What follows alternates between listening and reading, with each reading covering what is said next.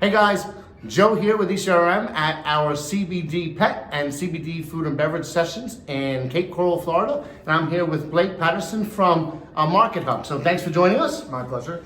So Blake was one of the moderators of our Thought Interaction Pod roundtables, and the topic of his focused on successful merchandising for success at the shelf. So can you give me an overall sense of what maybe the challenges the attendees at your roundtable faced? Yeah, I mean, everyone's looking for really best practices in the industry and what are new standards. So they're thinking about it from a merchandising standpoint of where should I put it. Okay. This is kind of the overarching theme of most of merchandising, I think, that's happening right now in the industry. Retailers are asking this. Brands have a certain theory based on their individual, need.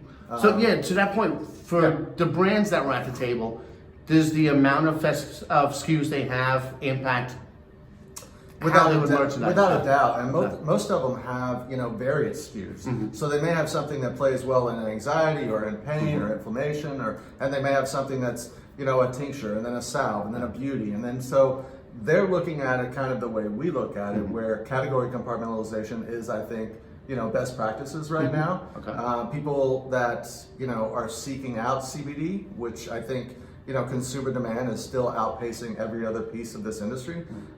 They want to know everything that they can get their hands on within this category. Gotcha. And what about the retailers because you had 2 rounds of discussions. You had a couple of retailers that you attended. Yeah, the retailers are asking the same question. Yeah. What should we do? Where should we put it? I happen to think that bifurcating it might actually start to bleed into best practices around the industry. So looking at like an end cap or a standalone fixture, a CBD category compartment there, and then also either introducing it at shelf or having an actual product within mainline. So kind of phasing it in. Yeah, Okay. correct. Now, correct. do you think they should, what about security? Security issues. That's got to be a big deal with merchandising. It certainly is. I think we're seeing shrink happen, maybe not necessarily where you think. It's interesting that, there's an $80 tincture right there, but most of these items have age thresholds on them, and the 15-year-olds want the gummies because they want to have some CBD gummies. So it's really, we're seeing it actually from a theft standpoint happen more around the lower cost kind of novelty items, more so than the more expensive items. Okay, and then CBD won't really, well, or maybe it will. What about impulse and CBD? I mean, can it be an impulse item? Absolutely. I think having something where most impulses, I'm from the magazine category way back in the day, so front end checkout is my life. So I do believe in the impulse purchase, and I think that introducing this at checkout, giving the customer the opportunity to find it where they may not expect it, but just to know that it exists, because a lot of retailers are hamstrung by marketing. So they're not actually putting it out there in a way that's like, hey, we have CBD, hey, we have CBD. They want to kind of fly under the radar, so it gives the customer a chance to find it.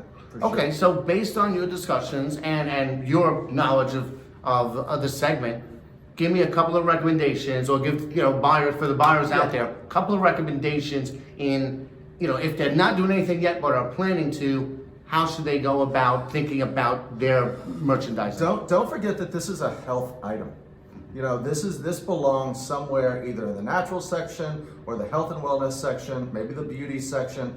This is a health item. We've seen some mistakes happen out there within the industry where they're putting it by the cigarettes, or they're putting it somewhere where really it just doesn't belong. Now they may have different rationales and reasonings for doing so, but I think that in terms of having the ability to have a space, have a destination, and then finding some way to get the customer there.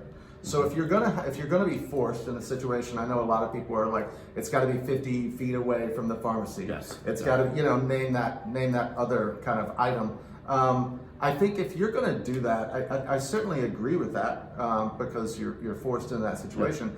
Find some very, I think, creative ways to get customers to find the category within the store, and you can do that by where the other categories exist. If it's pain and inflammation, if it's anxiety, if it's pet, hey, there's a CBD category, shelf, end cap, fixture, whatever, at this particular location. Do some floor cleans with some Gotcha. arrows, Okay. something like that. You don't have to do it at shelf, but find some creative ways to steer the So customer there. some wayfinding. Absolutely. thing. Okay. Absolutely. Cool. Yeah. All right. Well, thank you again for moderating around. My pleasure. And for your insights here. Anytime. All right.